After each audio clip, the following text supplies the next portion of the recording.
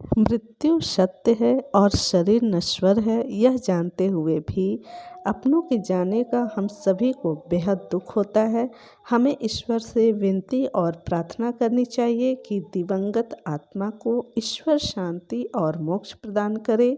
श्राद्ध की शुभकामनाएं आप सभी को। नमस्कार दोस्तों, मैं हूं प्रतिमा सिंह, आपके शुभ चिंतक, और आप देख रहे हैं मेरा चैनल हिंदू पूजा शक्ति। आज मैं आपको बताऊंगी कि पितृपक्ष 2022 कब से स्टार्ट हो रहा है। अगर आप मेरे चैनल पर नए हैं तो प्लीज़ इसे सब्सक्राइब कर लीजिएगा। तो चलिए जानते हैं कि पितृपक्ष कब से स्टार्ट हो रहा है। भाद्रपद की पूर्णिमा और आश्विन मास के कृष्ण पक्ष की प्रतिपदा को पितृपक्ष कहा जाता है और इस दौरान पितरों की आत्मा की शांति के लिए श्राद्ध किया जाता है। इस वर्ष पितृपक्ष 10 सितंबर 2022 शनिवार से 25 सितंबर 2022 रविवार तक चलेगा। ब्रह्म पुराण में पितृपक्ष के बारे में विस्तृत जानकारी दी गई है। ब्रह्म पुराण के अनुसार पितरों की पूजा कर उन्हें तर्पण करना चाहिए। श्राद्ध से पितरों का ऋण चुकाया जा सकता है। पितृपक्ष में श्राद्ध करने से पितरों की प्रसन्नता होती है। पितृपक्ष में पितरों की आत्मा की शांति के लिए तर्पण या पिंड दान किया जाता है।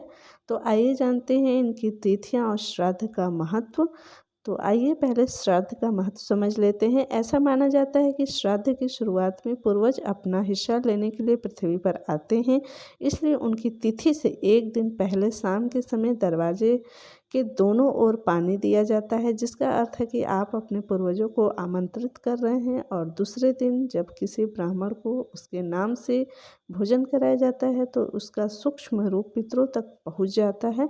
बदले में पूर्वज आशीर्वाद देते हैं और अंत में पूर्वज संसार में लौट आते हैं। यह भी देखा गया है कि जो लोग पितरों को नहीं मानते वे बहुत परेशान रहते हैं। पितृपक्ष श्राद्ध में ब्राह्मण भोजन से पहले अलग अलग चीज़ों के लिए 16 ग्राम निकाला जाता है, जिसमें गाय की अग्रासन और कौवे के अग्रासन को प्रमुख माना जाता है। ऐसा माना जाता है कि कौवा आपके संदेश को पितरों तक पहुंचाने का काम करते हैं। खाने में खीर की अहमियत होती है, इसलिए खीर बनाना बहुत ज़रूरी होता है।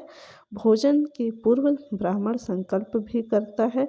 जो व्यक्ति श्राद्ध मनाता है उसके हाथ में जल देकर संकल्प किया जाता है कि वह उनके लिए श्राद्ध कर रहा है। उनके नाम, परिवार का नाम, गोत्र, तिथि, स्थान आदि का नाम लेकर संकल्प किया जाता है और भोजन के बाद ब्राह्मण को उनकी क्षमता के अनुसार कपड़े और दक्षिणा भी दी जाती है। यदि किसी व्यक्ति को अपने पूर्वज की तिथि का पता नहीं है तो वह अमावस्या के दिन श्राद्ध कर सकता है और अपनी क्षमता के अनुसार एक या एक से अधिक ब्राह्मणों को भोजन करा सकता है। कई विद्वानों का यह भी मानना है कि जिनकी अकाल मृत्यु हो गई हो या जिनकी मृत्यु विष या दुर्घटना से हुई हो, उनका श्राद्ध चतुर्दशी के दिन करना चाहिए। तो आइए जानते हैं श्राद्ध की तिथि।